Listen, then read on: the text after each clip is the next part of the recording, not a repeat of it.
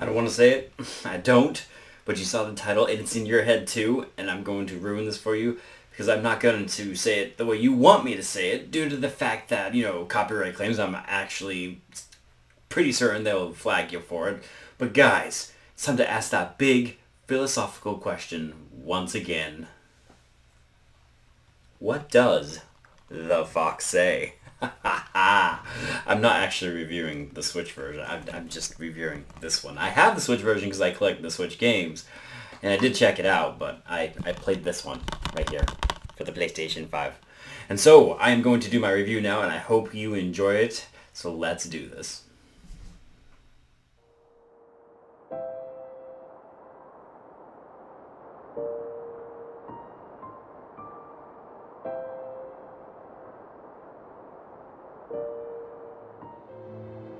Spirit of the North is about a fox that sets off to the far north, aka Canada, to find out why a mysterious infestation is occurring.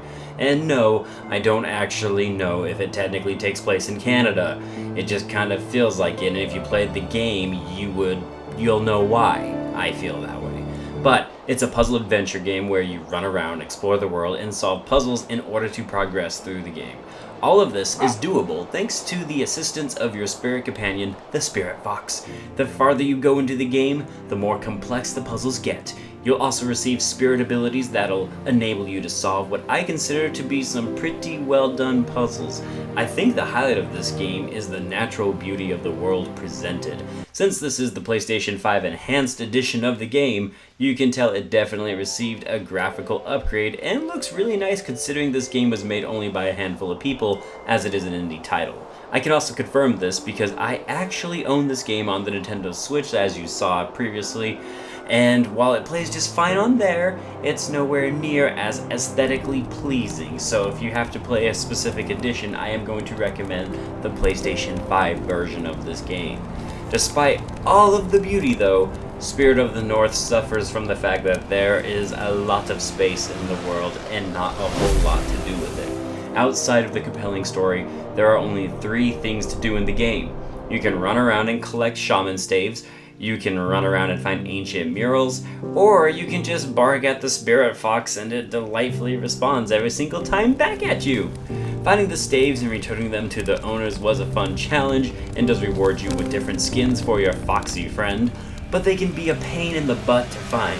The worst part about it though is in looking for the staves, I discovered the biggest problems about the game. For starters, there are invisible walls everywhere. Despite the game encouraging me to explore the environments, I found myself unable to do so as I couldn't climb certain cliffs, get on certain buildings, or go into certain nooks and crannies, and I even got stuck once and had to reload my progress. The game also has some clunky mechanics where your fox stands awkwardly on the sides of things and doesn't behave in the way it should.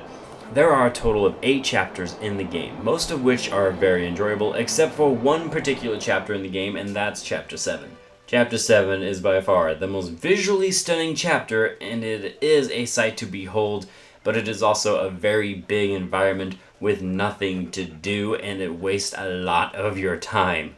The story itself I found rewarding, and the conclusion of the game almost makes it all worthwhile, and I say almost because without spoiling anything, at the end of the game you get to, let's say, celebrate the end in a very special way, and you get to run around. It's really cool, and I was totally enjoying myself until I hit an invisible wall while I was running around, and it kind of ruined the moment for me, just a little bit.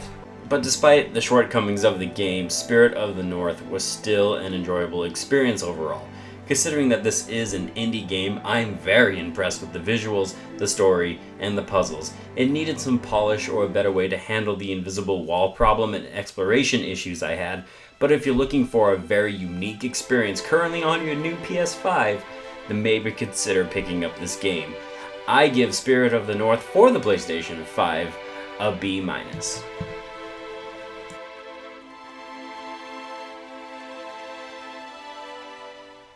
And there you have it, guys. This is my review of another indie title, and I do love me some indie titles, and I actually really like games like this. Games that aren't meant to be taken too seriously. They're meant to be more just relaxing, enjoyable, environmental, that sort of thing. Good puzzles to solve on there. Great use of the spirit powers. I did really enjoy this game. I think it's worth at least a one-time playthrough.